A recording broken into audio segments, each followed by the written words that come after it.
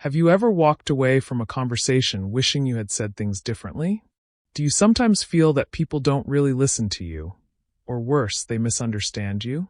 What if I told you that the way you speak could completely change how others see you, respect you, and respond to you? This audiobook is not just about talking. It's about learning the psychology of communication, how words, tone, and presence can shape the way people see your intelligence and authority. By the time you finish, you'll not only understand how to speak smart, but you'll also have practical tools to apply every single day. Because speaking smart isn't about using big words or trying to impress people. It's about clarity, confidence, and connection. And starting today, you'll learn exactly how to master those three. So let me ask you again. Are you ready to speak in a way that makes people stop, listen, and remember what you say? If your answer is yes, then let's begin. Chapter 1: The Psychology of Smart Speaking. When you open your mouth to speak, something powerful happens. People start forming judgments about you. Not after a long speech, not after listening for hours, but often within the very first few seconds. Think about that for a moment. Every word you choose, the tone you use, the clarity of your message, all of these elements tell people something about you, whether you intend it or not.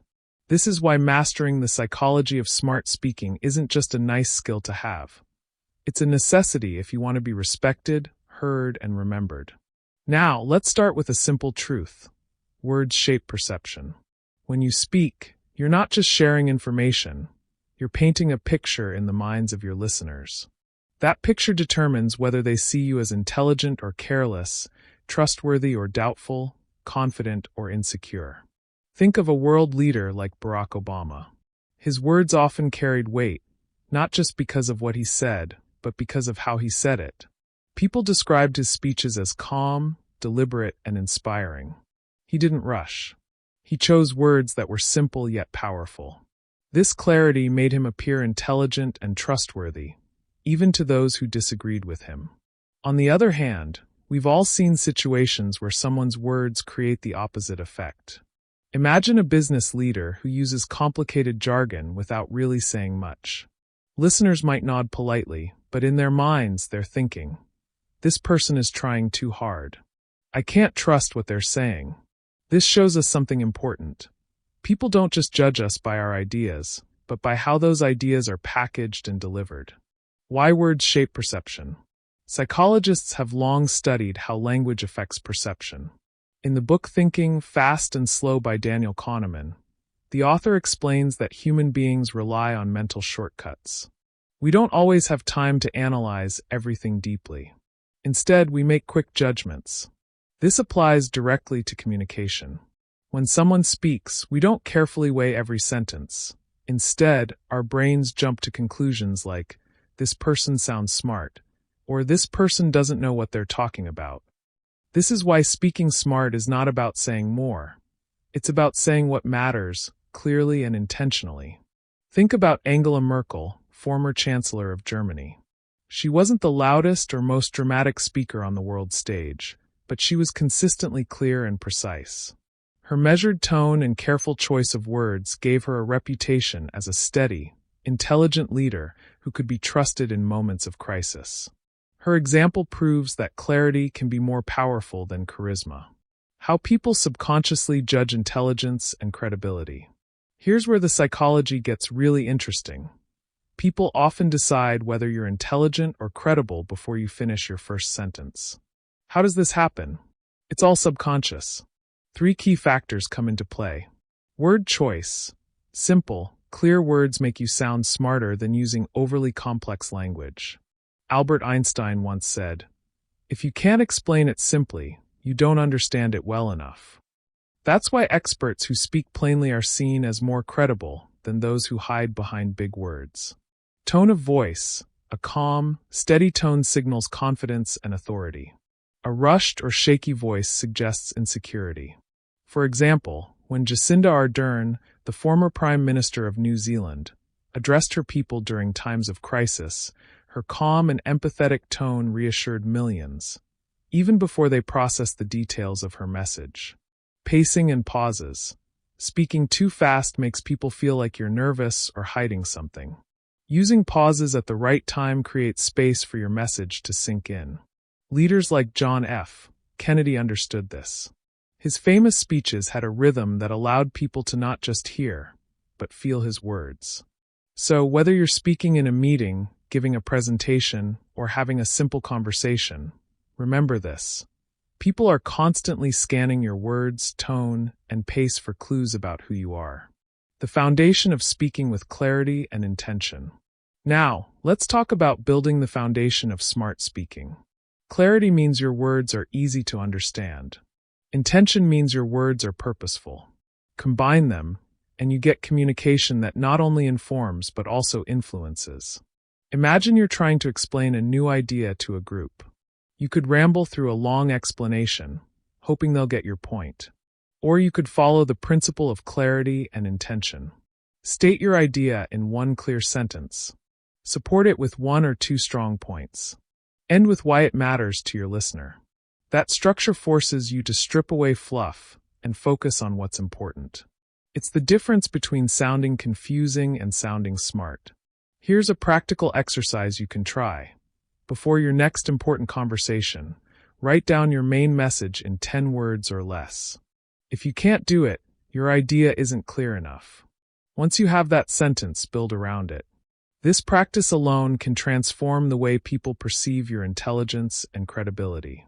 Let's make this real. Imagine you're in a job interview. The interviewer asks, "Tell me about yourself." A vague, unclear answer might sound like, "Well, I've done a lot of things. I worked here and there. I'm still figuring things out."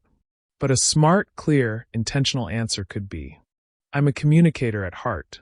Over the last 5 years, I've helped companies simplify their messages so people can understand them better. I enjoy turning complex ideas into clear solutions." Which answer makes you sound more intelligent and credible? Exactly, the second one. It's short, clear, and intentional. Key takeaways for you. Before we wrap up this chapter, let's highlight the essentials. Words shape perception. Every word paints a picture in people's minds. Choose wisely. Intelligence and credibility are judged subconsciously, through your word choice, tone, and pacing. Clarity plus intention equals smart speaking. Strip away fluff, focus on your message, and deliver it with purpose. Practical step. Practice summarizing your main message in 10 words or less before any important conversation. Remember, being a smart speaker is not about trying to sound impressive. It's about making sure your message is understood, remembered, and respected. Now that you've learned the psychology of smart speaking, I want to challenge you. In your next conversation today, pay attention to the words you use, your tone, and your pacing. Notice how people respond differently when you speak with clarity and intention. And if you're finding this audiobook valuable so far, don't forget to like, share, and subscribe. That's how we can keep creating powerful content together. And it ensures you never miss the next chapter on mastering the psychology of powerful communication. Let's move forward and dive even deeper into the journey of speaking smart. Chapter 2, The Power of First Impressions. Let me ask you a question. When you meet someone for the very first time, what is the very first thing you notice? Is it the way they dress, the way they smile, or the way they speak? Now think about yourself. When people meet you, what do you think they notice in those first few seconds? Psychologists have studied this for decades, and the answer is fascinating. Research shows that people make a lasting judgment about you within the first 7 seconds of an interaction. In fact, some studies suggest it takes less than that. Sometimes just a single glance, a single word, or a single gesture is enough for the human brain to form an impression. Now here's the catch. Once that impression is formed, it's very hard to change. Which means if you want to speak smart and be seen as someone worth listening to, those opening moments of any interaction are your greatest opportunity. The psychology of first impressions. Why are first impressions so powerful? It all comes down to the brain's survival instinct. Our ancestors had to make quick judgments: friend or enemy, safe or dangerous, leader or follower. Today, those instincts still exist, only in modern ways. When you speak, people unconsciously measure your tone. Does this person sound confident, warm, or uncertain? Your posture. Do they stand tall and grounded or slouch and fidget? Your first words. Are they clear, respectful, and intentional, or rushed and careless? Think about a world leader like Winston Churchill. During the darkest days of crisis, people didn't just follow his ideas, they followed his tone. His steady, unshakable voice in those first few words gave people courage. His posture, upright, firm, never timid, sent a silent message. You can trust me. I am in control. That is the psychology of authority in action. On the other hand, think about someone who walks into a room with slumped shoulders, avoiding eye contact, and mumbling their introduction. Even if they are brilliant, people may not perceive them as confident or reliable. First impressions have already set the tone. Likability and authority. Now let's break this into two parts. Likability and authority. These are the two ingredients of a powerful first impression. Likability is about warmth. Do people feel safe, respected, and valued in your presence? Do you smile genuinely? Do you look them in the eyes as if they matter? Authority is about strength. Do you speak with clarity? Do you stand with confidence? Do you project the energy of someone who knows where they are going? When you combine the two, warmth plus strength, you create a powerful balance. You are both approachable and respected. That's the secret of smart speaking in those first 7 seconds. A modern example can be seen in leaders who balance compassion with firmness. Think of Jacinda Ardern, the former Prime Minister of New Zealand. In times of crisis, she displayed empathy and humanity in her tone, while also carrying the firm authority of leadership. People trusted her because they liked her warmth and respected her strength. That is the psychology of likability and authority at work. Tone, posture, and the first 7 seconds. Let's go deeper into the 3 areas you can control. Tone. Your voice is your most powerful instrument. A calm, steady tone communicates confidence. A warm tone communicates friendliness. But a rushed, shaky tone communicates nervousness. Before speaking, take a deep breath, slow down, and let your words flow with calm intention. Posture. Your body speaks before your mouth does. Standing tall with shoulders back sends a signal of strength. Keeping your chin level, not too high or too low, shows balanced confidence. Fidgeting with your hands or looking down breaks that image. Practice standing like someone who believes in their own words. First 7 seconds of speech. Start strong. Instead of saying, hi, my name is, speak with clarity. Good morning, I'm glad to meet you. My name is. Those opening words set the tone for everything that follows. There's a saying in the book The Charisma Myth by Olivia Fox Caban. Presence is the state of being so fully in the moment that others feel you are completely focused on them. This is the essence of making a great first impression, being fully present, even for those opening seconds. Quick exercises to master first impressions. Now, let me give you some exercises you can start practicing right away. Exercise 1, the mirror test. Stand in front of a mirror and introduce yourself out loud. Notice your tone, your posture, and your first words. Do you look and sound like someone others would want to listen to? Adjust until you feel strong and natural. Exercise 2, the 3-second smile. When you meet someone, smile gently for 3 seconds before speaking. This is long enough to build warmth without seeming forced. Exercise 3, the confident pause. Before your first word, take a short pause. It shows calmness and self-control. Instead of rushing into words, let silence work for you. Exercise 4, anchor phrase. Prepare one sentence that always works as your opening line. Something simple and confident like, "It's a pleasure to meet you," or "Thank you for being here today." Rehearse it until it flows naturally. Imagine you are at an important meeting. 2 people walk in. The first person rushes in, avoids eye contact, and says quickly, "Hi, sorry, I'm late. My name is." You already feel their nervousness. The second person walks in calmly, offers a steady smile, makes eye contact, and says, "Good morning, I'm glad to be here. My name is." Which person would you take more seriously? This is the difference: tone, posture, and opening words can make. And the best part is, you can control this. With practice, you can train your body and mind to deliver smart, powerful first impressions every time. Key takeaways for you. People form lasting impressions within the first 7 seconds of meeting you. Your tone, posture, and first words define whether people see you as confident or uncertain. Balance likability, warmth with authority, strength for maximum impact. Practice exercises like the mirror test, 3-second smile, and confident pause to master your presence. Speaking smart begins the moment you walk into a room. Remember, the power of first impressions is in your hands. You don't have to be born charismatic. You can learn it, you can practice it, and you can master it. Every time you meet someone new, you're given a fresh opportunity to project clarity, confidence, and connection. If you found value in this chapter, don't keep it to yourself. Like this video, share it with someone who needs to hear it, and subscribe to this channel so you don't miss the next step in your journey to becoming a smart, powerful communicator. Let's move forward together. Chapter 3: The Science of Clear Thinking and Clear Speaking. Let me ask you a personal question. Have you ever struggled to explain something you understand in your mind, but the words just don't come out right? Maybe you had a brilliant idea in a meeting, a deep thought in a conversation, or even a strong opinion you wanted to share. But when you opened your mouth, the words felt scattered, messy, or incomplete.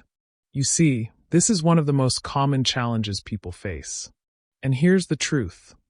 The way you speak is only as clear as the way you think.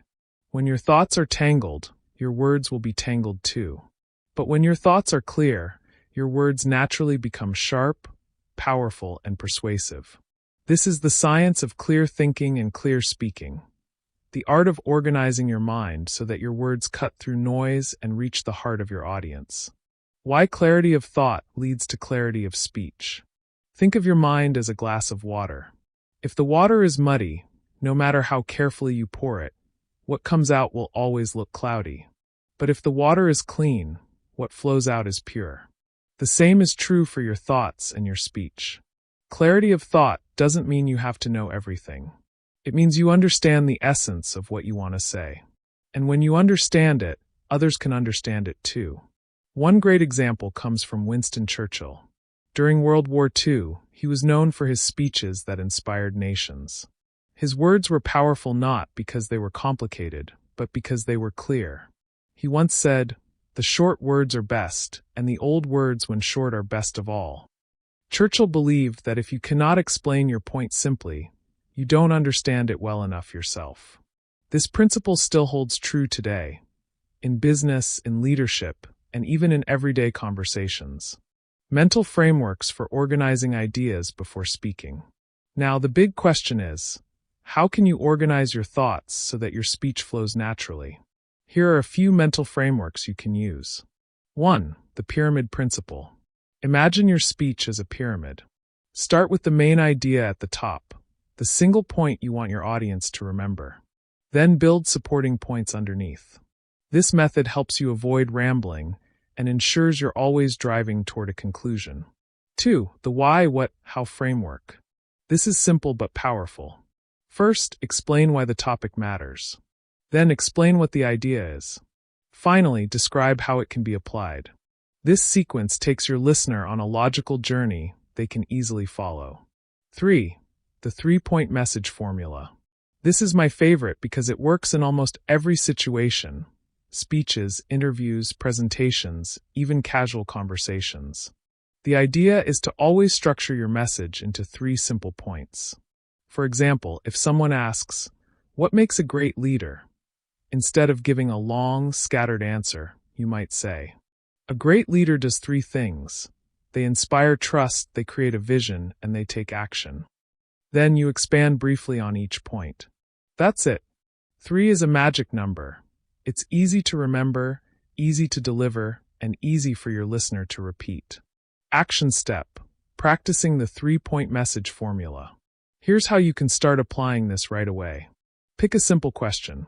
For example, why is communication important?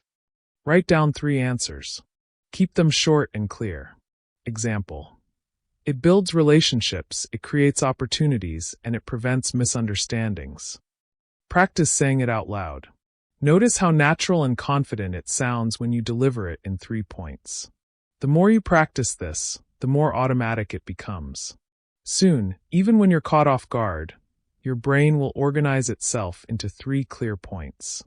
And that makes you sound smart, confident, and credible. Consider Angela Merkel, former Chancellor of Germany. She wasn't known for being flashy, but for being calm, structured, and clear. In times of crisis, she delivered messages that were simple, logical, and easy to understand. People trusted her because she never tried to overwhelm them with complicated language. She broke issues into manageable pieces. Another example is Martin Luther King Jr. His speeches weren't just emotional. They were structured around clear themes. In his famous, "I Have a Dream" speech, he repeated the phrase to anchor his message. This is another form of the 3-point principle: repetition, rhythm, and clarity. That's why decades later, people still remember his words. Clarity comes from simplicity. One of my favorite quotes comes from the book The Elements of Style by William Strunk Jr. and E.B. White. The authors write, "Omit needless words." This is timeless advice. The smartest speakers are not the ones who use the biggest words, but the ones who use the fewest words to say the most. So next time you're preparing to speak, ask yourself, what is the single most important thing I want my audience to remember? Once you know that, build everything else around it. Key takeaways for you. Clear thinking creates clear speech. If your thoughts are messy, your words will be too. Use mental frameworks. The pyramid principle, the why, what, how method, and the 3-point message formula will organize your thoughts. Practice simplicity. The fewer words you need to explain an idea, the smarter and more confident you'll sound. Learn from great leaders. Clarity, not complexity, is what makes speeches unforgettable. Before you go to bed tonight, pick one topic you care about. Write down 3 points about it, and practice explaining it in less than 60 seconds. Do this every day for a week, and watch how much more confident and clear you become in your conversations. Remember, clarity is power. When your thoughts are clear, your words have impact. And when your words have impact, you gain respect, influence, and trust. If you found value in this chapter, don't keep it to yourself. Make sure to like this audiobook, share it with someone who needs it, and subscribe to the channel so you never miss the next lesson. Together, we are building a community of smart, confident communicators. Let's move on to the next chapter and keep sharpening your ability to speak smart and effectively. Chapter 4: Emotional Intelligence in Communication. Let me ask you something. Have you ever spoken to someone and felt like your words didn't land the way you intended? Maybe you were trying to explain something important, but the person seemed distracted, upset, or even defensive. You walked away wondering, did I say the wrong thing? The truth is, in communication, what you say matters far less than how the other person feels when you say it. This is where emotional intelligence comes in.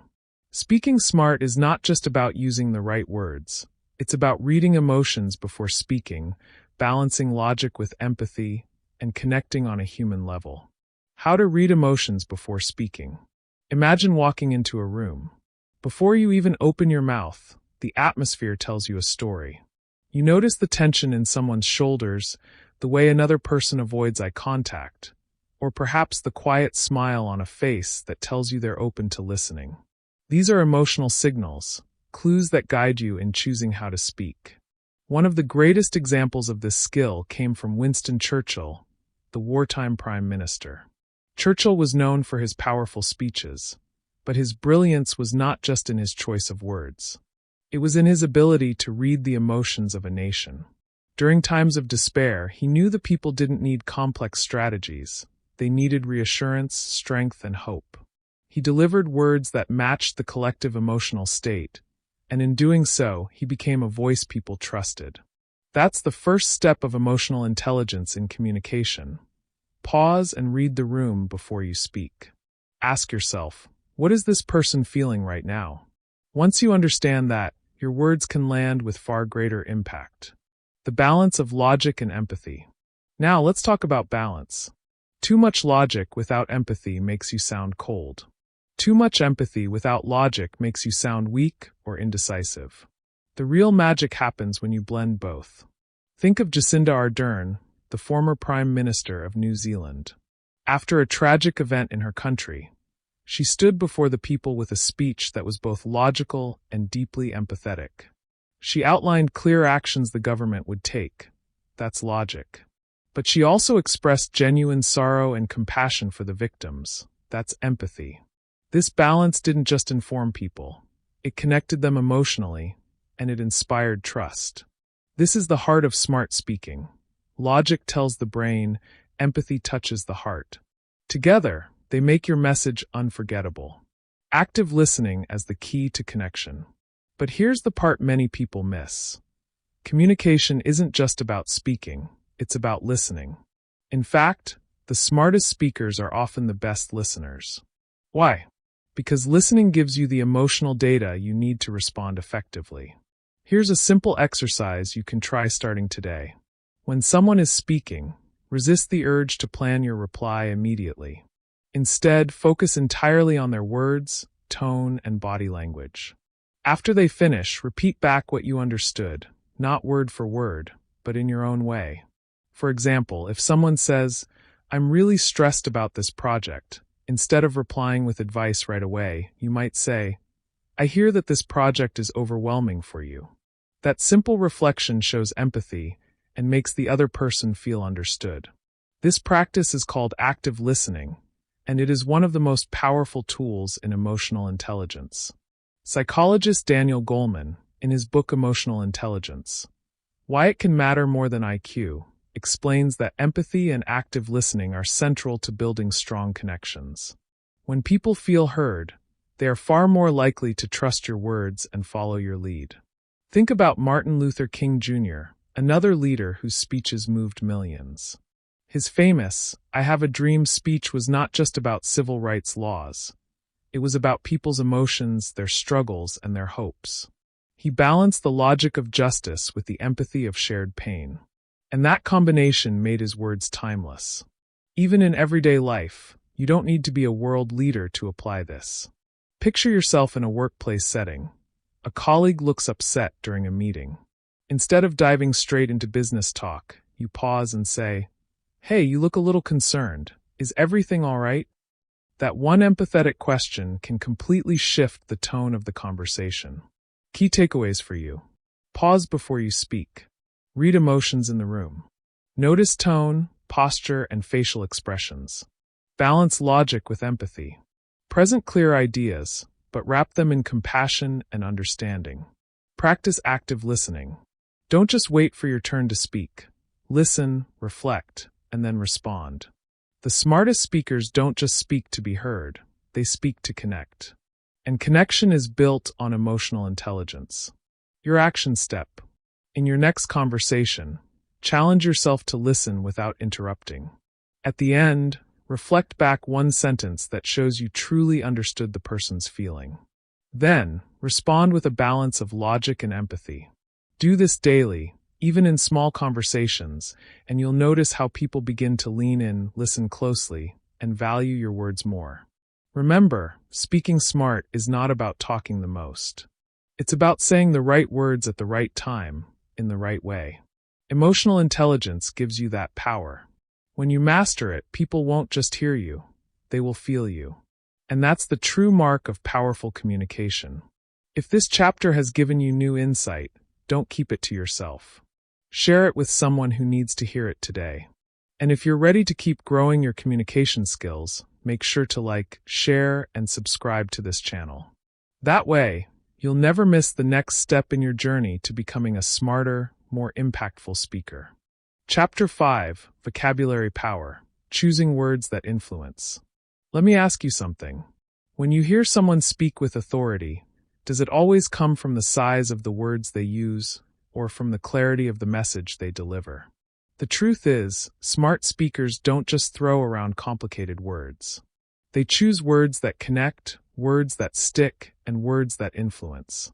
Speaking smart is not about showing off. It's about being understood and remembered. Think about some of the most powerful leaders and thinkers in history. They weren't remembered because they used the most difficult words in the dictionary. They were remembered because they used the right words at the right time. Take Winston Churchill, for example. During one of the darkest times in history, he didn't rely on complicated vocabulary to inspire courage. Instead, he used simple but powerful phrases like, "We shall never surrender." Those 4 words carried enough weight to rally an entire nation. This teaches us something important. The power of words is not in their complexity, but in their clarity and emotional resonance. Why smart speakers don't just use big words. Now let's break this down further. Why don't smart speakers lean on big, complicated words? First, because complicated words create distance. They make the listener feel small, confused, or even excluded. Imagine being in a room where someone keeps using words you don't understand. Instead of being impressed, you might feel disconnected. And when people feel disconnected, they stop listening. Second, complicated words are harder to remember. Our brains are wired to hold on to simplicity.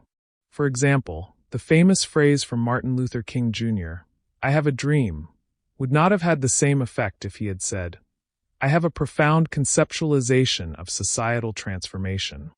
The first one moves hearts. The second one makes you reach for a dictionary. Smart speaking is not about impressing people. It's about impacting people.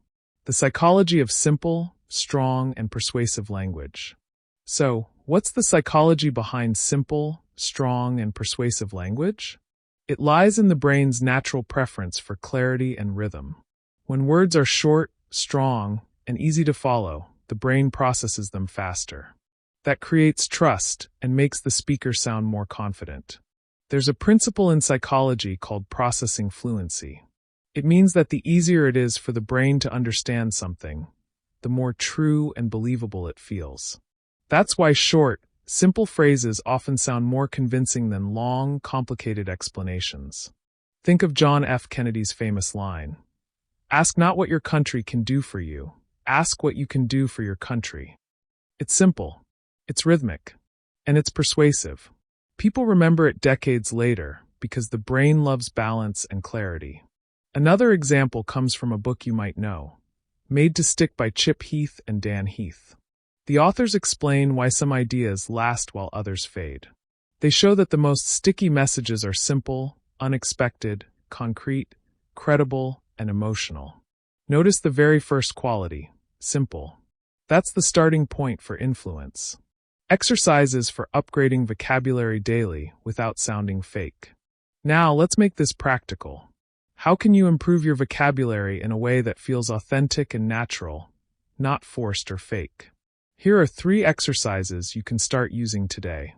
1. Replace, don't inflate. Every day, take one word you use often and replace it with a stronger, more precise version. For example, instead of always saying good, try remarkable, brilliant, or exceptional. But don't overdo it. Choose words that fit your personality. 2. Learn words through context, not lists. Reading is one of the best ways to upgrade your vocabulary. But here's the trick, don't memorize dictionary lists. Instead, notice how words are used in books, speeches, or articles. When you see a word in action, it sticks better and feels natural when you use it later. 3. Practice the explain like I'm 12 method. Take a concept you've learned and explain it as if you're teaching a 12-year-old.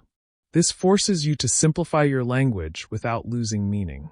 If you can explain something simply, you truly understand it, and you'll sound smarter when you talk about it. Let's try this together right now. Think of a topic you know well, maybe your profession, a skill, or even a hobby. Now explain it out loud in simple words, as if you're talking to a child. Notice how much easier your explanation becomes when you cut out unnecessary complexity. That's the power of simplicity. Think about Mother Teresa. She didn't deliver long, intellectual speeches.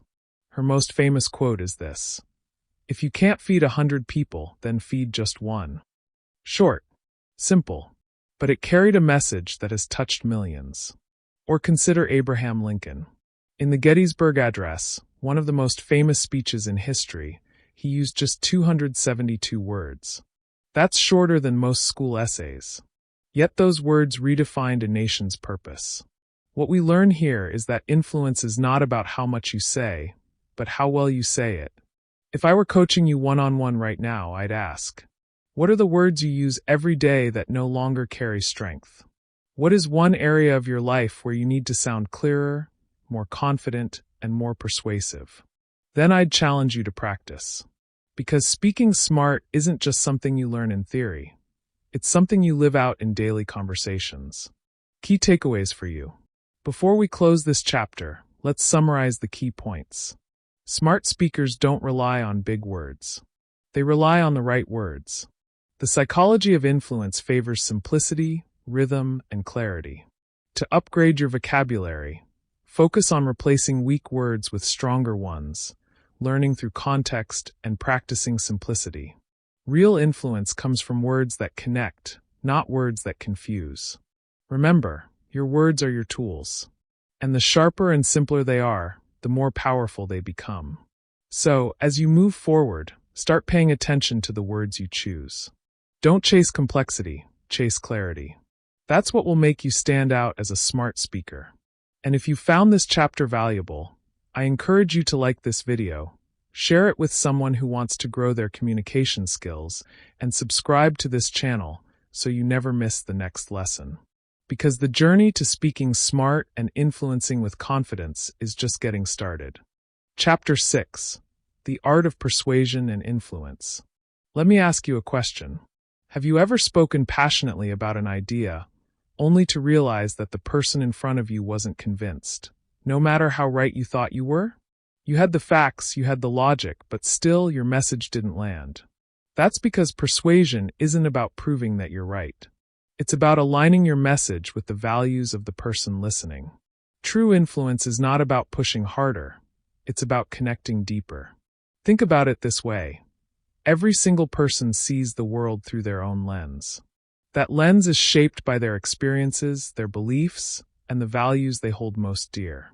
When you try to persuade someone without understanding that lens, you're speaking a language they don't hear.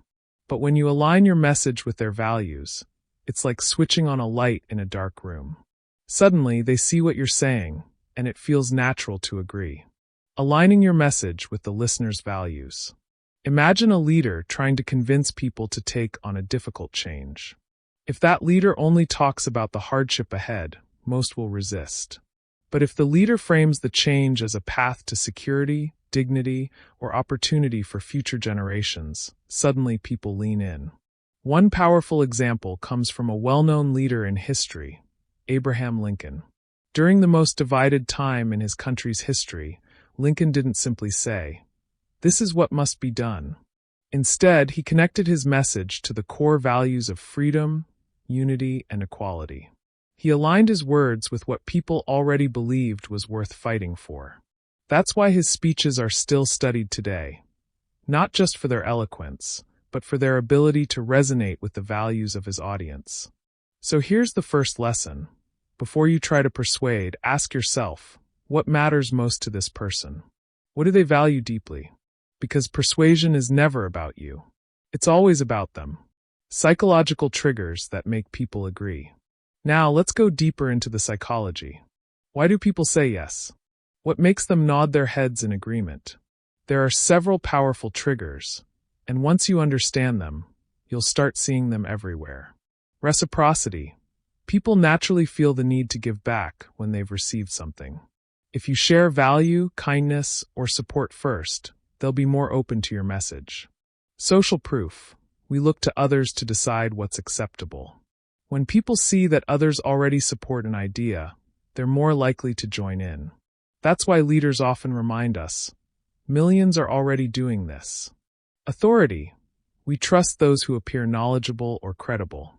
If you position your message with expertise or back it with reliable sources, people are more inclined to listen. Scarcity. People value what seems rare or limited. If your message communicates urgency or uniqueness, it carries more weight. Consistency. People want to stay consistent with what they've said or done before. If you remind them of their past commitments or values, they'll want to align with your message. One of the most influential books on this subject is Influence: The Psychology of Persuasion by Robert Cialdini.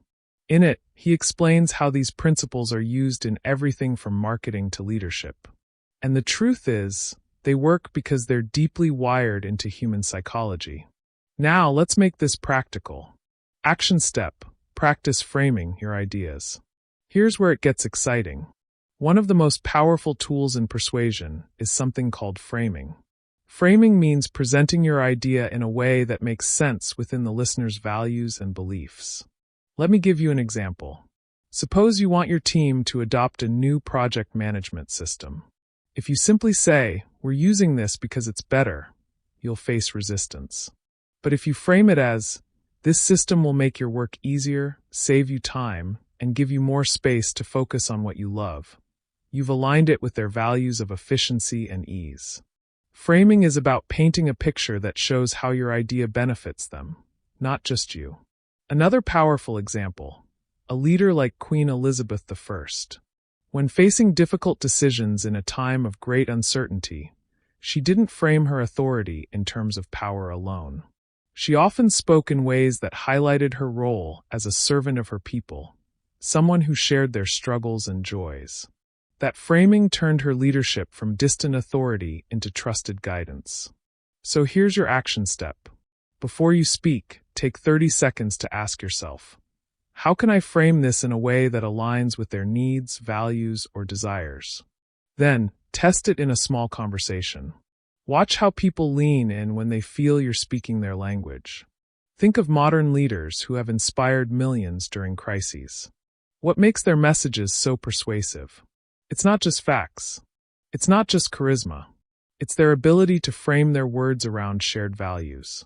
Whether it's hope during difficult times, courage in the face of fear, or unity in division, they remind people of what they already hold dear. And that's the secret. People don't change their minds because you out-argued them. They change because you help them see how your idea connects with who they already are. Key takeaways for you.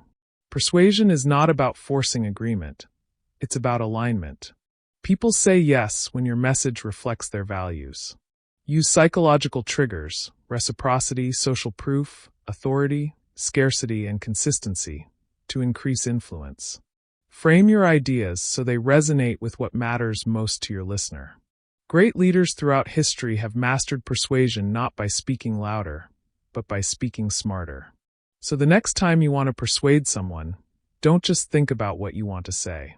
Think about what they need to hear, and how you can frame your words so that they see your idea as part of their values. That's when persuasion becomes natural. That's when influence becomes lasting. And if you're finding value in this audiobook so far, don't forget to like, share, and subscribe. Your support helps us reach more people who are also on the journey of mastering smart communication.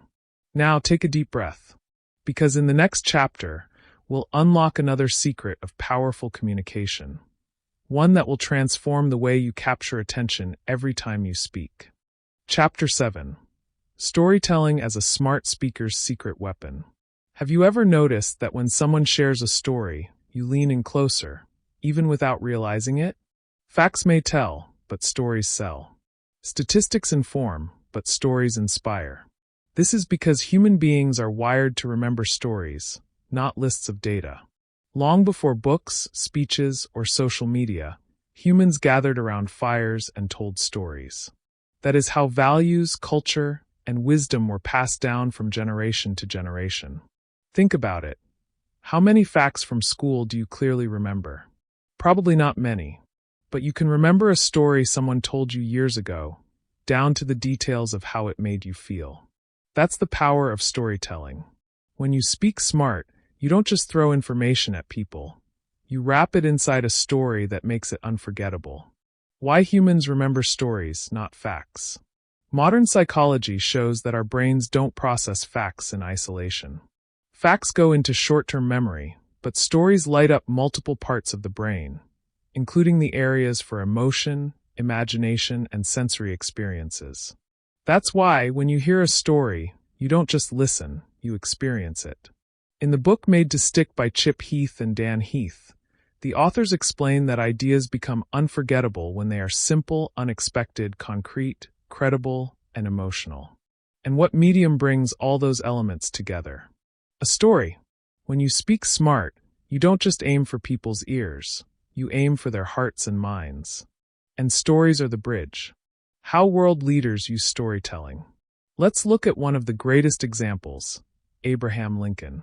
During his presidency, Lincoln was known for telling stories that broke down complex issues into simple truths.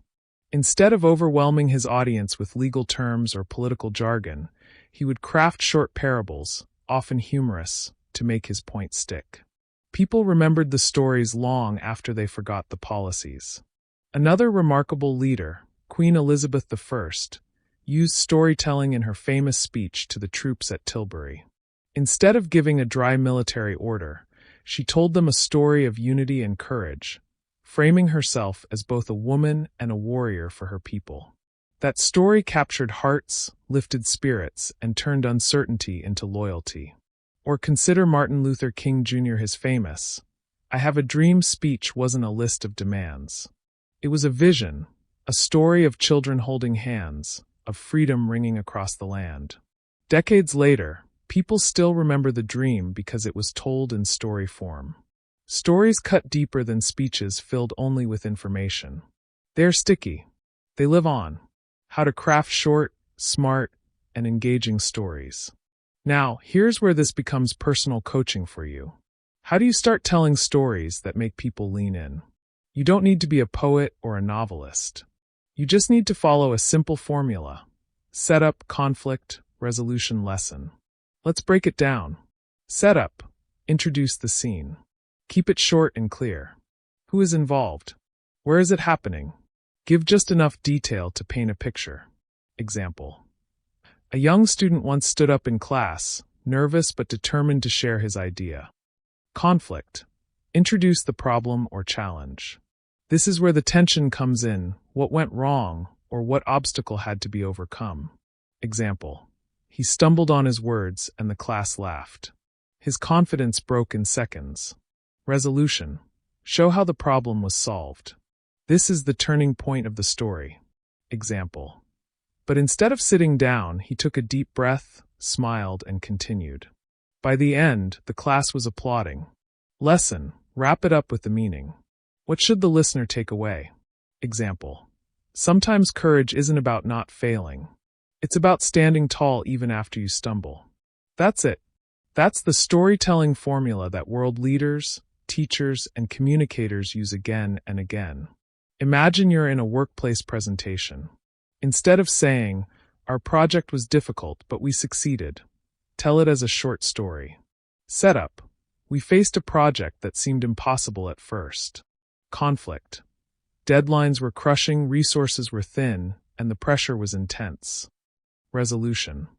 But as a team, we broke the challenge into small steps and encouraged each other daily. Lesson. The project taught us that persistence beats pressure. Which one do you think your audience will remember? Exactly, the story. Or in everyday conversation, instead of saying, "Don't give up on your goals," share a story about a time you almost gave up and what changed. People may forget the advice, but they will always remember the story. The psychology behind smart stories. When you share a story, your audience unconsciously puts themselves into it. They feel what you felt. They see what you saw. That's why stories build connection and trust faster than raw information. Neuroscience calls this neural coupling, when a listener's brain mirrors the emotions and images of the speaker's story. This is how you, as a smart speaker, pull people in. And here's a bonus. You don't always have to tell your own stories. You can borrow historical events, parables, or even simple metaphors. As long as you make it vivid and clear, your audience will remember. Key takeaways for you. Facts fade, but stories stick. Use the formula: setup, conflict, resolution, lesson. Keep your stories short, vivid, and emotional. Stories turn ordinary communication into unforgettable impact. The smartest speakers are not those who sound the most complex, but those whose stories stay in people's hearts. So, I challenge you. After this chapter, don't just talk, tell a story. The next time you explain an idea, wrap it in a short setup, add a little conflict, resolve it, and finish with a lesson. Watch how people listen differently. Watch how their eyes stay on you. Watch how your words stick long after the conversation is over. Remember, speaking smart isn't about sounding perfect. It's about speaking in a way that moves people, inspires them, and stays with them. Stories are your secret weapon to do exactly that. And before we move to the next chapter, if you're finding this audiobook valuable, make sure you like this video, share it with someone who wants to grow, and subscribe to the channel so you never miss the tools you need to master powerful communication. Now, let's keep going on your journey to becoming a truly smart speaker. Chapter 8. Mastering Tone, Pace, and Pauses. Let me ask you a simple question. When people listen to you speak, do they feel your words, or do they just hear them? The difference between a speaker who captivates and one who bores often comes down to three things: tone, pace, and pauses. These are the invisible tools of smart communication. They may not appear in your written words, but when you speak, they decide whether your audience leans in or tunes out. Think about it. Two people could read the same sentence. One might sound flat and unconvincing, while the other sounds inspiring, commanding, and unforgettable. The difference is not the words, it's the delivery.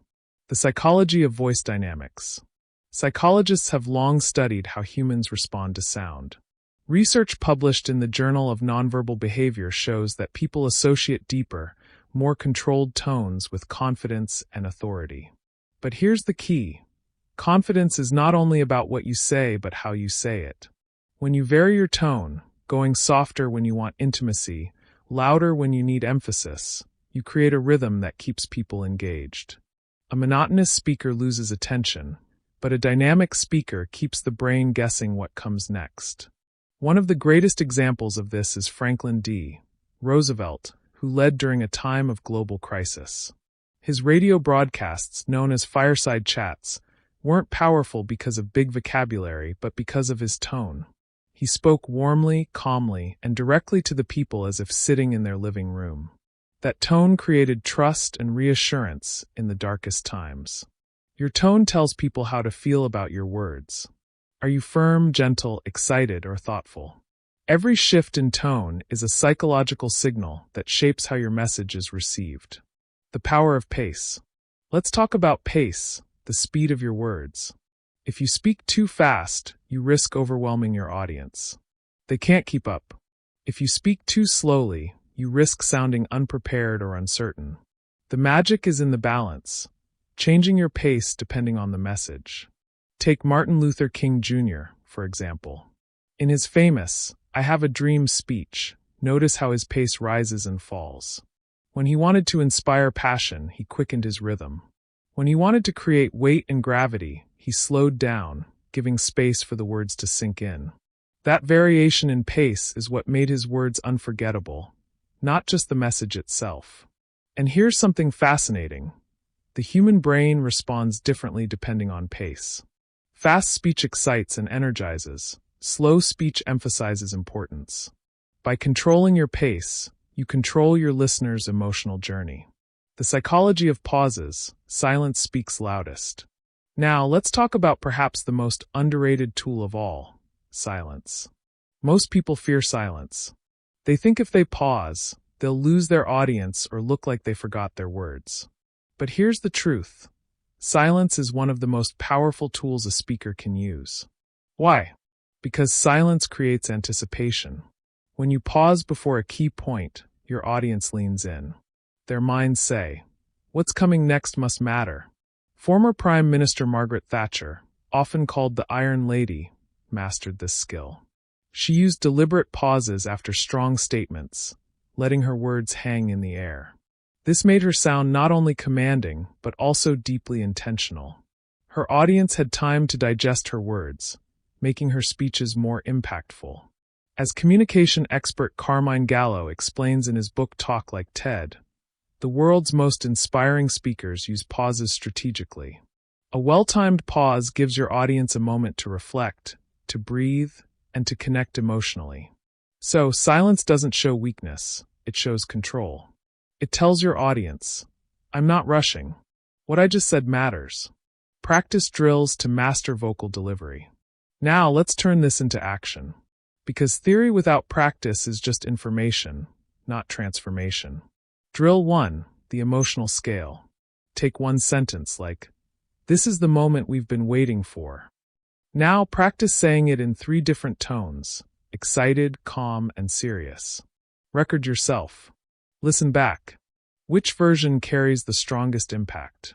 This drill teaches you the power of tonal flexibility. Drill 2, the 5-second pause. Choose a speech, story, or even your daily conversation. Insert a pause of 3 to 5 seconds before your key point. At first, it feels uncomfortable, but watch how it makes your words land with greater power.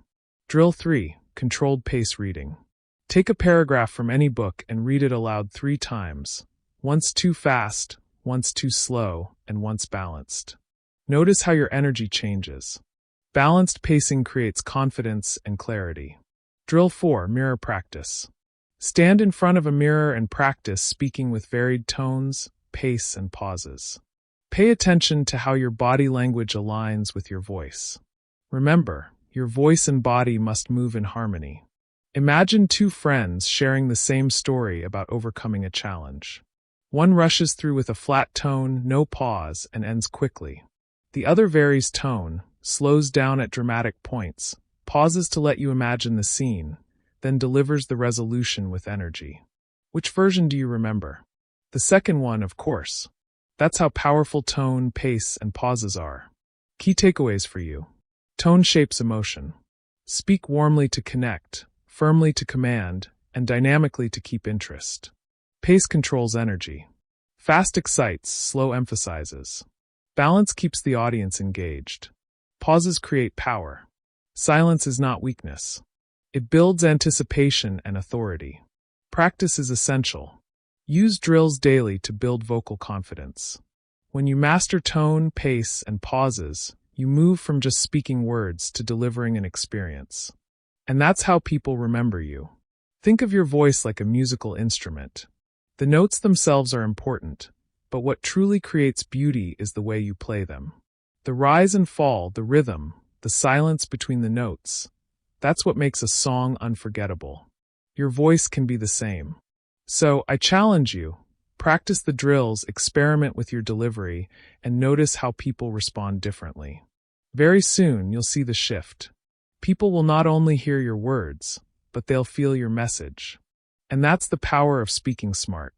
If you're finding value in this audiobook, don't forget to like, share, and subscribe. By doing so, you'll not only support this channel, but also help others discover the tools they need to communicate with confidence and power. Chapter 9, Body Language and Nonverbal Intelligence. Let me ask you a question. When you walk into a room, what do people notice first? Is it the words you say, or the way you carry yourself? The truth is, most of the time, people form their opinion of you before you even open your mouth. Research in communication consistently shows that 70% of our communication is nonverbal. That means your posture, gestures, facial expressions, and eye contact speak louder than your words. In fact, they often determine how your words are received. Think about it. Have you ever listened to someone who said all the right things, but something about their slouched posture or lack of eye contact made you doubt them?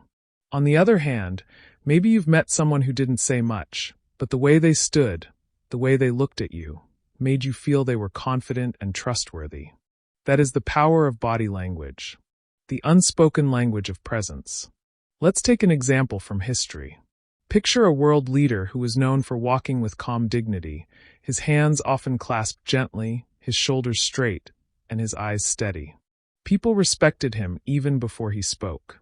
His body language radiated confidence without arrogance and authority without aggression. Why? Because human beings are wired to read nonverbal cues. Long before language existed, our ancestors relied on posture and gestures to decide whether someone was a friend or a threat. Even today, your brain reacts to body language before it processes words. A smile signals warmth. A steady gaze signals confidence. A closed-off posture signals defensiveness. And people react accordingly.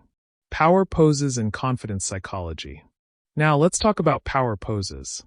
This concept became widely recognized through research by Amy Cuddy, shared in her book Presence.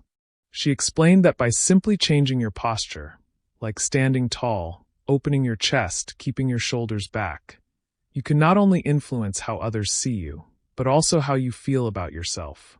Think about that for a second. Your body doesn't just send signals to other people. It also sends signals to your own brain. When you stand tall, your brain releases chemicals that make you feel more powerful and confident. So imagine this. Before your next big meeting, presentation, or even a personal conversation that matters to you, take 2 minutes to stand in a confident pose. Feet shoulder-width apart, hands on your hips or gently by your side, shoulders back, chin slightly raised. This isn't arrogance. It's alignment between your body and your message. Gestures that speak louder than words. Now let's talk about gestures. Your hands are powerful tools of communication. When used properly, they can reinforce your message and make you appear more trustworthy. For example, open-handed gestures, where your palms face upward, signal honesty and openness. On the other hand, pointing too much can feel aggressive, and crossing your arms can make you appear closed off. One famous leader in modern times was often praised for the way he used his hands. He never flailed them wildly, but he also didn't keep them stiff by his side. Instead, he used measured, deliberate gestures, sometimes chopping softly in the air for emphasis, other times spreading his hands outward to show inclusion. His words were strong, but it was the balance of his gestures that made people lean in and listen. The lesson? Your gestures should feel natural but purposeful. They should support your words, not distract from them. The psychology of eye contact. Now let's focus on eye contact, the window to connection. You've probably heard the saying, the eyes are the window to the soul. And it's true. Eye contact is one of the fastest ways to build trust. When you look someone in the eye while speaking, you communicate confidence and sincerity. But when you avoid eye contact, even if your words are perfect, people may question your credibility. Here's a simple rule. When speaking to someone one-on-one, maintain eye contact about 60 to 70% of the time.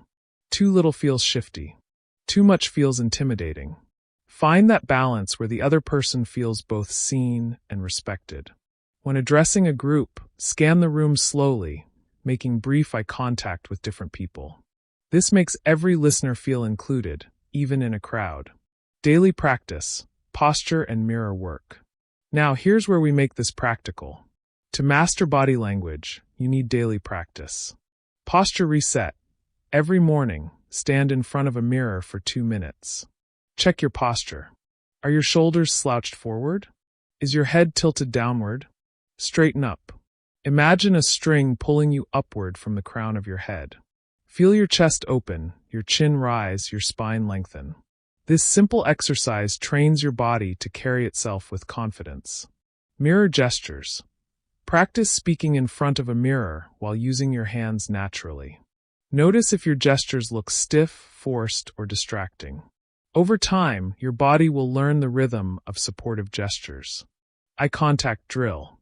If you struggle with eye contact, practice looking into your own eyes in the mirror while you speak a few lines. It may feel strange at first, but it builds comfort and trains you to hold someone's gaze without fear. Remember, you can't master body language overnight, but with daily micro-practices, you'll rewire your muscle memory. Soon, standing tall, using open gestures, and making confident eye contact will feel natural. Imagine you're in a job interview. You enter the room, shoulders back, steady gaze, firm but not crushing handshake. You sit tall, hands relaxed but purposeful. Every movement says, I am prepared. I am confident. Before you even answer the first question, you've communicated volumes. Or think about a first meeting with a new client.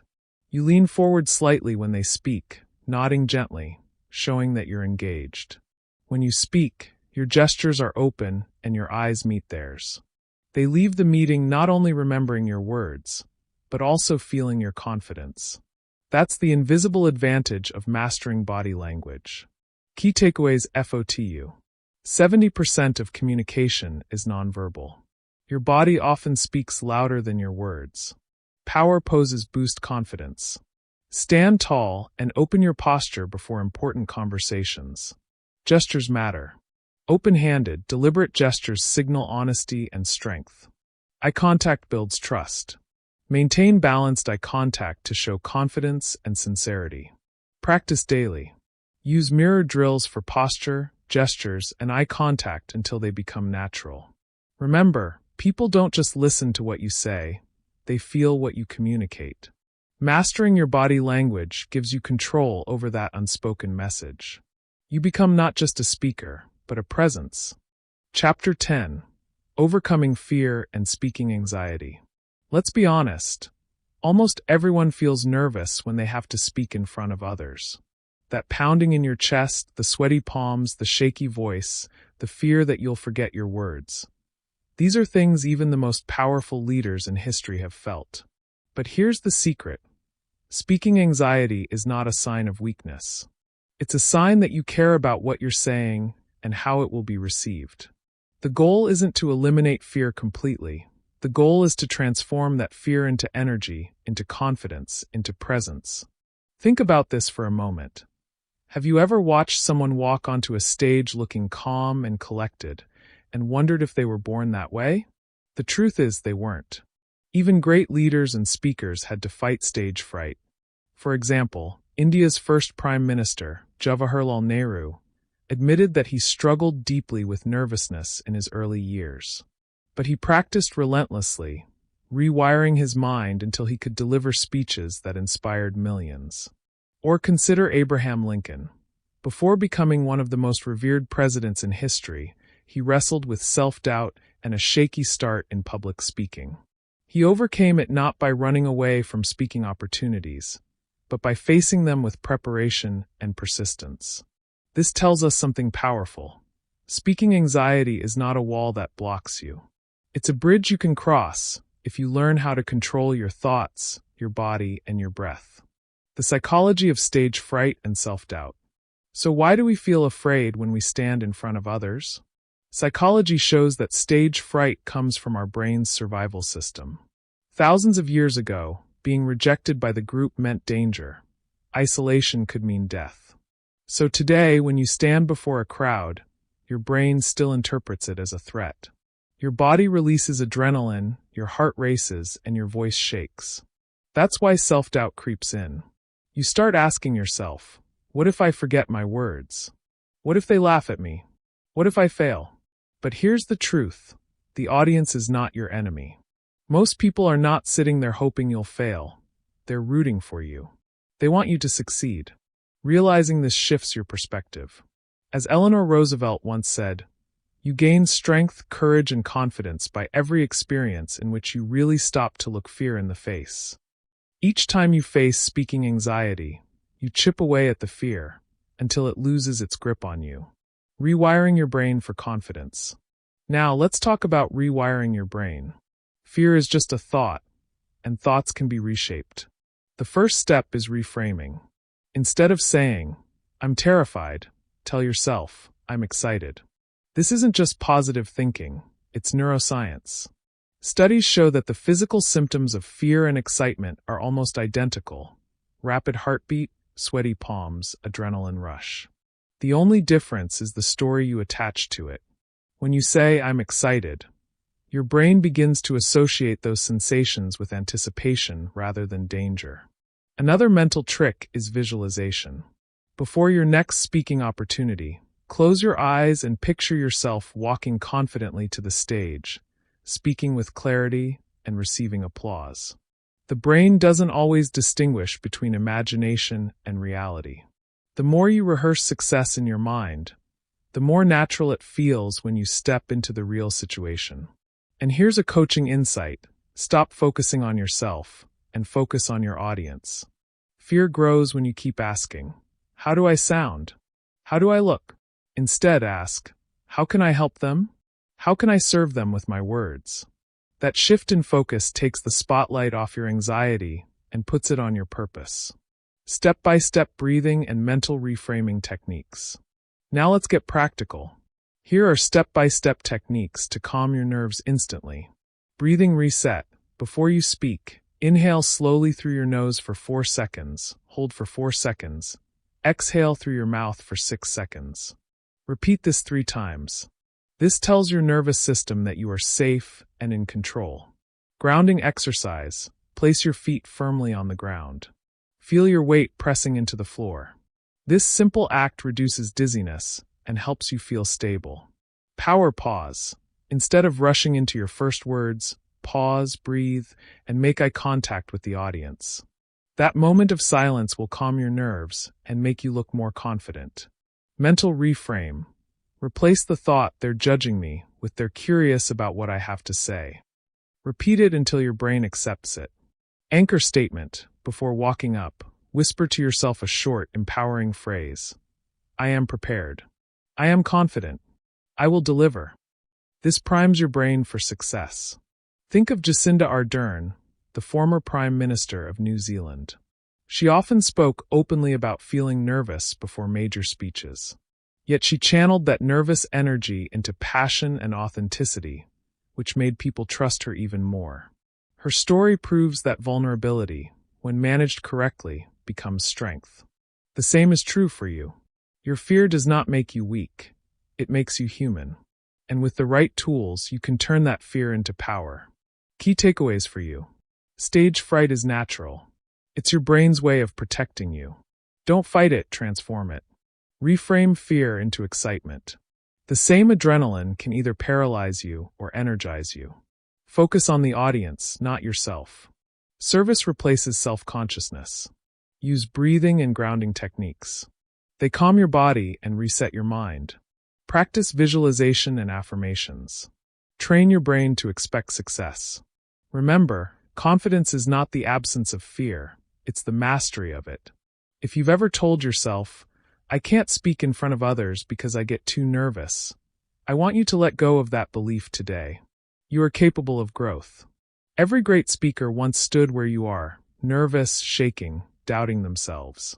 But they didn't stay there. They learned, they practiced, and they rewired their minds for confidence.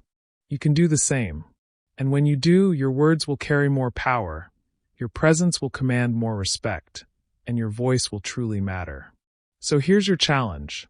The next time you feel fear rising, smile and whisper to yourself, this is energy. I am excited. I am ready. Then step forward and own your SPAC. Chapter 11. Smart Speaking in Conversations. Let me ask you a question. Have you ever walked away from a conversation thinking, why did I say all that? Or perhaps, I wish I had said more? This is a common struggle. In conversations, many of us either overshare, giving too much information too quickly, or we underspeak, holding back and missing the chance to express ourselves clearly. Both extremes create problems. Oversharing can make us seem unfocused, careless, or even less trustworthy. Underspeaking can make us seem passive, disengaged, or forgettable. So how do you find the balance? How do you speak just enough, with clarity and confidence, so that every word adds value? This is where smart speaking in conversations comes in. It's about understanding the psychology of human interaction and applying simple, powerful rules that keep your speech effective and impactful. Avoiding oversharing and underspeaking. Let's start with oversharing. Imagine sitting with someone who tells you every single detail about their day. What they ate, what their neighbor said, the traffic on their way home, and on and on. After a few minutes, you tune out. Not because you're rude, but because your brain is wired to filter unnecessary information. Oversharing often happens because of nerves or the need to fill silence. People want to be liked, so they talk too much, thinking more words equal more connection. But the opposite is true. As the philosopher Epictetus once said, we have 2 ears and 1 mouth so that we can listen twice as much as we speak. On the other hand, underspeaking creates a different problem. Imagine you're in a meeting, and someone asks for your opinion. You mumble a few words, keep it short, and let others take over. Later, You realize you had valuable thoughts but didn't express them. Underspeaking makes others think you lack confidence or don't have ideas, even if that's far from the truth. The balance lies in being intentional, speaking when your words add value, but also knowing when to hold back. The psychology of asking better questions. Here's the secret most people miss. Smart speaking is not about talking more. It's about asking better questions. When you ask powerful questions, you shift the focus of the conversation to the other person. This does two things. First, it makes them feel important, and second, it gives you insight. People naturally like those who listen well and show genuine curiosity. Think of Abraham Lincoln. Known as one of the greatest communicators in history, Lincoln often asked probing questions rather than giving long speeches in personal conversations. He listened carefully, gathered perspectives, and then responded with words that cut straight to the heart of the issue. That's why people trusted him, not just because of what he said, but because of how he listened and asked. Psychologically, questions open doors. Statements close them. For example, instead of saying, "That's wrong," you might ask, "What makes you see it that way?" This keeps the dialogue alive instead of shutting it down. A good practice is to use open-ended questions, those that cannot be answered with just yes or no. For instance, what was the highlight of your day? Instead of "Did you have a good day?" How do you see this working? Instead of "Do you agree with me?" Questions guide conversations in a smart, respectful way. The 70-30 rule of smart conversations. Now let's talk about the 70-30 rule, one of the most powerful habits you can develop for smart speaking. Here's how it works. In any conversation, aim to listen 70% of the time and talk 30% of the time. This doesn't mean you should stay silent. It means you give more space for others to share, while you choose your words carefully when it's your turn to speak. Why does this matter? Because when you listen more, three things happen. You gather valuable information that makes your responses sharper. You make the other person feel heard and respected. Your words carry more weight because you're not just talking to talk, you're speaking with intention. Think about Jacinda Ardern, the former Prime Minister of New Zealand. During her leadership, she was admired worldwide for her calm, empathetic communication style. She often listened deeply before responding, and when she did speak, her words carried sincerity and clarity. People trusted her not because she dominated conversations, but because she balanced listening with thoughtful speaking. You can practice the 70-30 rule starting today. The next time you're in a conversation, remind yourself, "Let me listen more than I speak." You'll notice how much more people open up to you, and how your own words begin to sound smarter and more impactful. Daily habit to strengthen smart speaking. Here's a simple daily habit. At the end of every conversation, ask yourself two questions. Did I listen more than I spoke? Did my words add value to the conversation? If the answer is yes, you're on the right path. If not, don't worry. Self-awareness is the first step to growth. Over time, this habit will sharpen your conversational intelligence and make smart speaking second nature. Another practice is keeping a conversation journal. Write down one powerful question you asked today and one thing you learned by listening. This will help you track progress and keep your focus sharp. Key takeaways for you. Avoid oversharing. Speak with intention, not just to fill silence. Don't underspeak. Share your ideas clearly and confidently when it matters. Ask better questions. Open-ended questions build trust and keep conversations alive. Follow the 70-30 rule. Listen 70% of the time, talk 30% of the time. Practice daily reflection. Use a journal to sharpen your conversational habits. Remember, smart speaking in conversations is not about impressing others with how much you know. It's about connecting, understanding, and adding value with your words. If you master the balance between listening and speaking, you will always come across as intelligent, confident, and trustworthy. As the author Stephen R.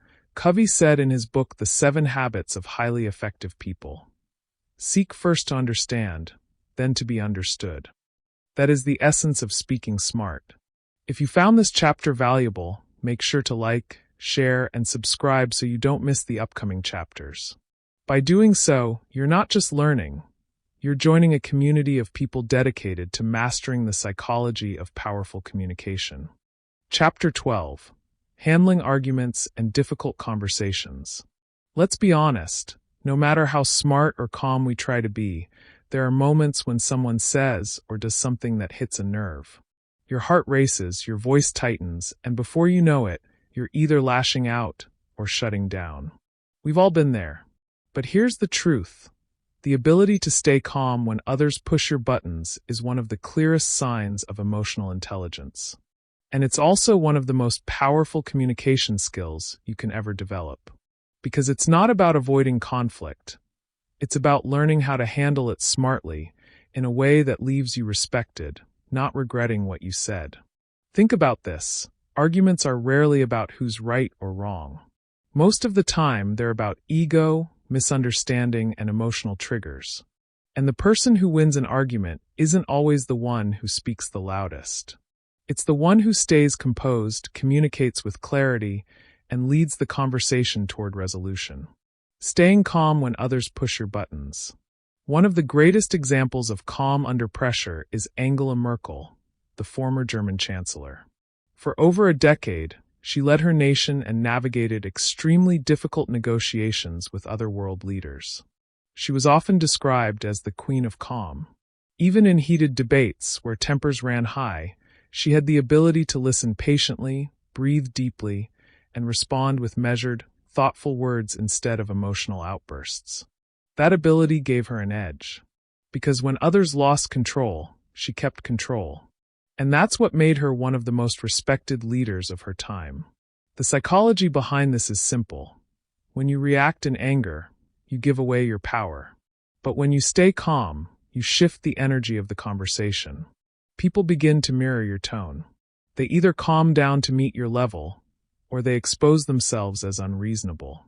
Either way, you win by not losing yourself. So the next time someone pushes your buttons, pause for just 3 seconds. Take a slow breath. Remind yourself, my response is my power. That small gap between stimulus and response is where smart speaking lives. Using psychology to de-escalate conflict. There's a famous quote from the book Crucial Conversations by Carrie Patterson. The more heated the argument, the less likely we are to listen, and the more likely we are to misunderstand. This is where psychology comes in. People in conflict are not looking for facts, they're looking for acknowledgement. They want to feel heard, respected, and validated. If you can give them that, even briefly, you've already started to de-escalate the fire. Take Jacinda Ardern, the former Prime Minister of New Zealand. She was widely admired for her ability to communicate in crises. After a tragic national event, she didn't argue, defend, or lecture. She listened. She acknowledged the pain of the people. And because of that acknowledgement, people felt seen and valued. This didn't solve every issue overnight, but it created space for healing and cooperation. This is a powerful lesson. Before you try to win a difficult conversation, first show that you understand. Even saying something as simple as, "I hear what you're saying, and I understand why you feel that way," can completely change the energy in the room. The acknowledge, redirect, reframe method. Now let's break this down into a practical action step you can use in your own life. I call it the acknowledge, redirect, reframe method. Acknowledge. Start by recognizing the other person's feelings or point of view. This doesn't mean you agree. It just means you respect that they have a perspective. Example. I can see that this situation is really frustrating for you. Redirect. Shift the focus away from the emotion and toward the actual issue that needs solving. Example. Instead of focusing on what went wrong, let's talk about what we can do moving forward. Reframe. Present the problem in a new light that turns conflict into collaboration. Example. I think both of us actually want the same outcome. We just see different paths. What if we combined ideas instead of fighting over them? This method works because it's rooted in psychology. Acknowledgement calms defensiveness, redirection prevents escalation, and reframing creates possibilities for resolution. Imagine you're at work, and a colleague snaps at you during a meeting. Your natural reaction might be to snap back or shut down. Instead, you use the method. You say, "I can tell you're upset about how this project is going." Acknowledge. Then, let's step back and look at what the client actually wants. Redirect. Finally, if we can agree on the goal, we can figure out how to get there together. Reframe.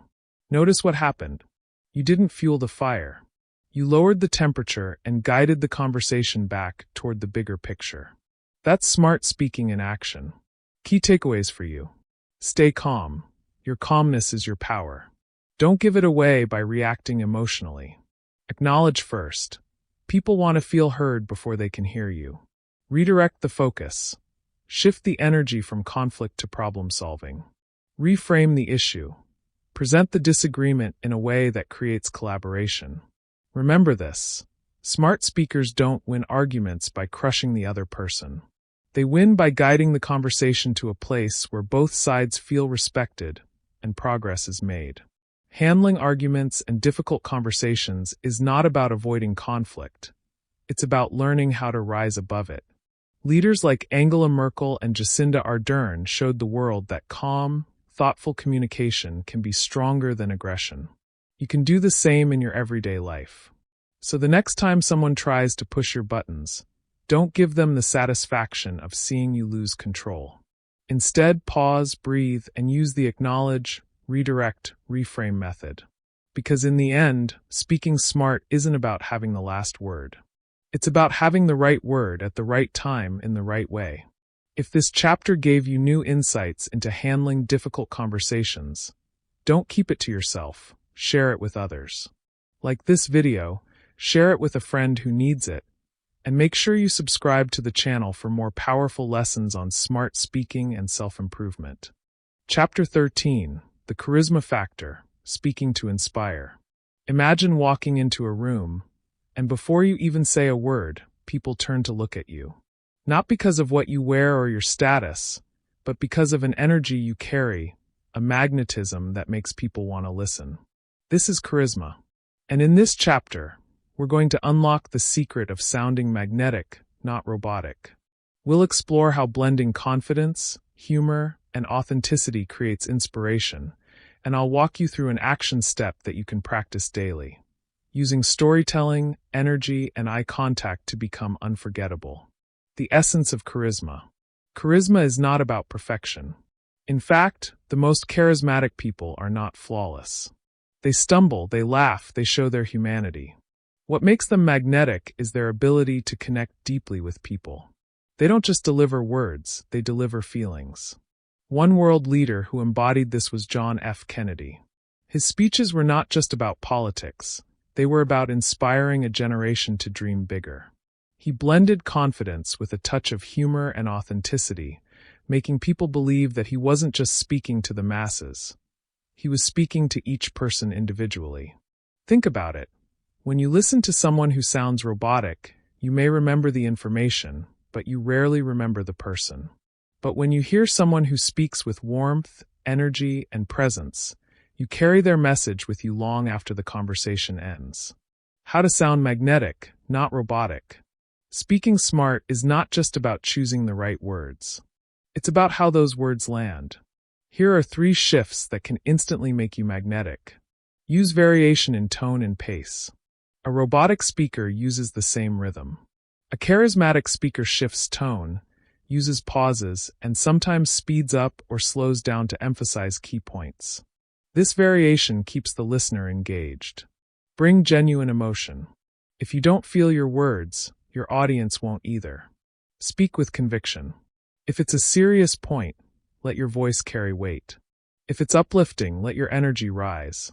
Be present, not perfect. Charisma is about connection, not performance. When you stop worrying about being flawless and start focusing on being present with your audience, you naturally become magnetic. Blending confidence, humor, and authenticity. Confidence is the backbone of charisma. Humor is the spark. Authenticity is the glue that holds it all together. Confidence doesn't mean arrogance. It means speaking as if your words matter, because they do. Charismatic leaders like Jacinda Ardern inspired people not through sheer power, but through calm confidence, even in moments of crisis.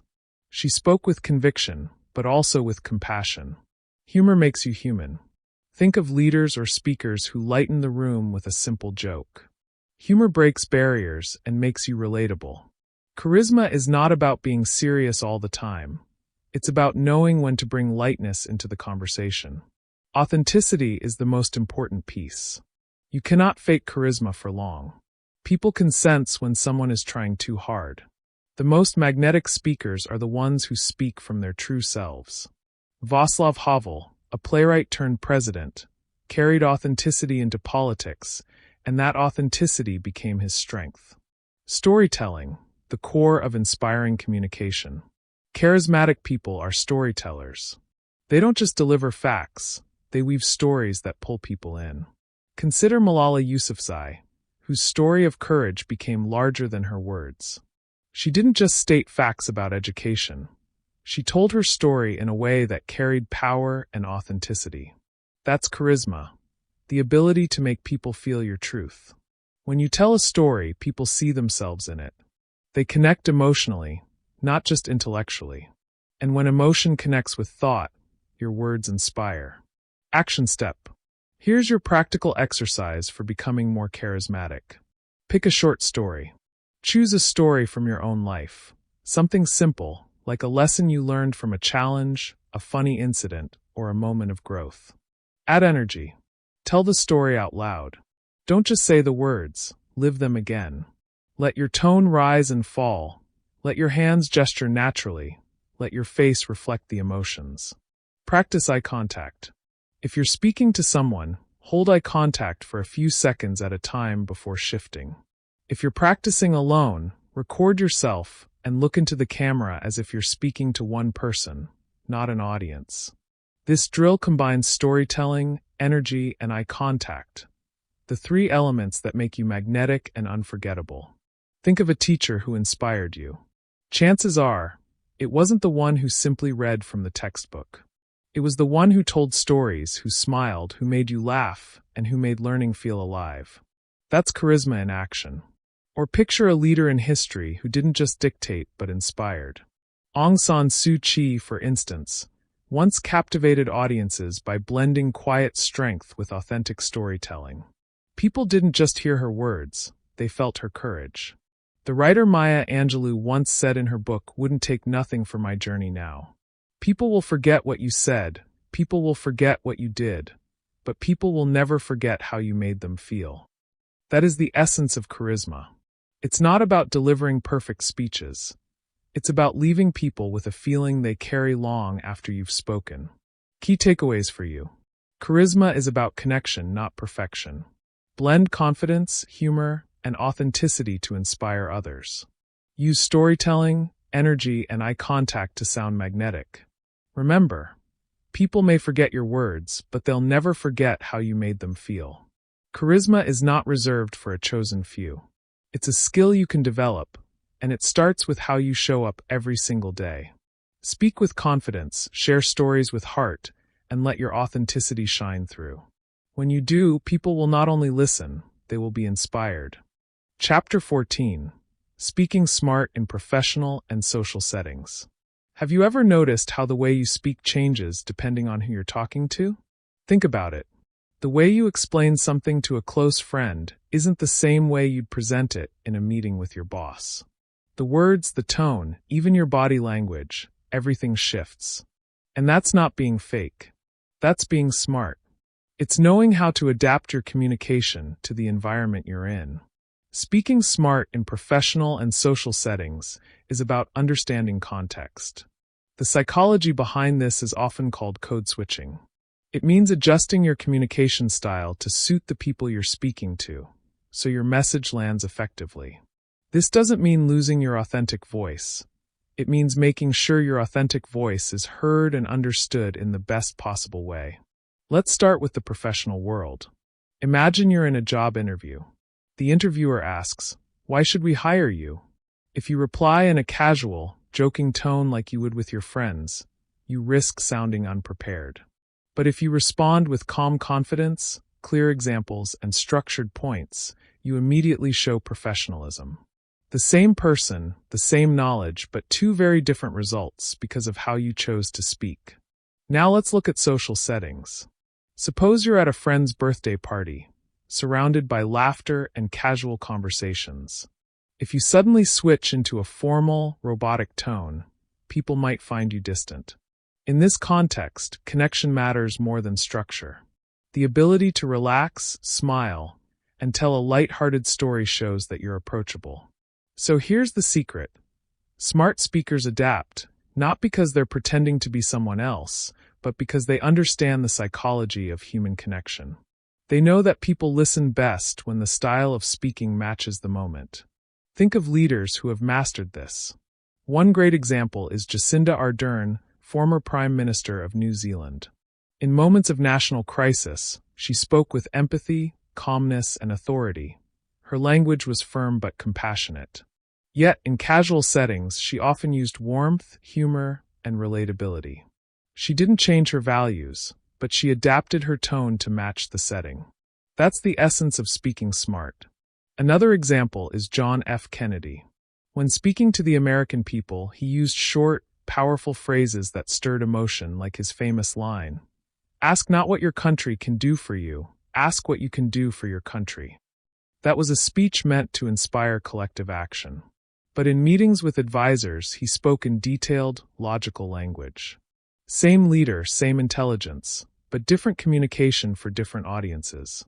This ability to switch is powerful, and it's something you can practice. Let's break down 3 key professional and social settings where this skill matters most: networking, job interviews, and leadership. First, networking. Networking is all about making connections that could benefit you in the future. When you meet someone new at a professional event, the way you introduce yourself sets the tone.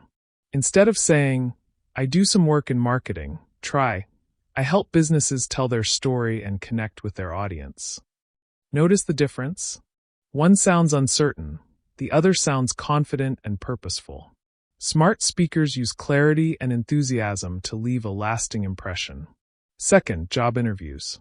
In an interview, your goal is to communicate your value with confidence. One of the best strategies is the STAR method: situation, task, action, result. For example, if asked about a time you solved a problem, instead of giving a vague answer, you structure it. Describe the situation, explain the task, outline the action you took, and highlight the result. This method shows you can think clearly, and it makes your answers memorable. Third, leadership. Leaders don't just give instructions, they inspire action. Consider Angela Merkel, the former Chancellor of Germany. She wasn't known for dramatic speeches, but for her calm, steady, and rational communication style. She understood that in moments of uncertainty, people don't always need fireworks, they need reassurance and clarity. Her ability to adapt her tone to the situation helped her lead through some of the toughest moments in Europe's history. Now let's bring this closer to you. Imagine you're giving a toast at a wedding. You wouldn't use the same language as you would in a business presentation, right? In the wedding toast, your goal is to connect emotionally, share stories, bring smiles, maybe even tears of joy. But in the business presentation, your goal is to persuade logically, use data, structure, and confidence. In both cases, you are still you. The difference is how you adapt your communication to achieve the right impact. One of the most useful quotes on this topic comes from Dale Carnegie's classic book, How to Win Friends and Influence People. He wrote, "Talk to someone about themselves and they'll listen for hours." What does this mean for you? In professional and social settings, speaking smart isn't just about what you say. It's about how much you focus on others. Asking the right questions, listening actively, and then responding in a way that meets their needs is what truly makes you effective. So, how can you start practicing today? Here are 3 practical steps. Mirror the environment. If the room is formal, lean into structure and professionalism. If it's casual, loosen up. Match the listener's language. If they're detail-oriented, give details.